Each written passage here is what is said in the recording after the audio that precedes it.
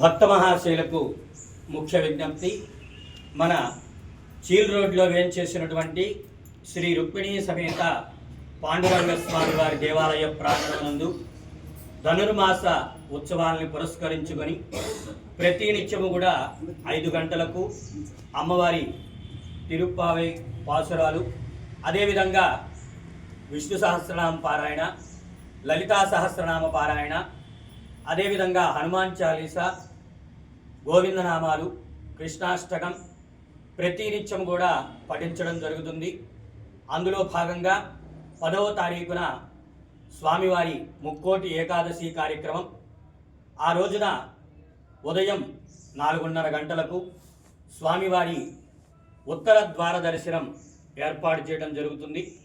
భక్తులందరూ కూడా స్వామివారి ఉత్తర ద్వార దర్శనానికి విచ్చేసి స్వామివారిని కన్నులారా తిలకించి స్వామివారి పరిపూర్ణమైనటువంటి దివ్య ఆశీస్సులకు పాత్రలు కావాల్సిందిగా కోరుచున్నాం. అదేవిధంగా 13వ తారీఖు సోమవారం రోజున భోగి పండుగ. ఆ రోజున గోదా కళ్యాణ మహోత్సవం అంగరంగ వైభవంగా నిర్వహించడం జరుగుతుంది.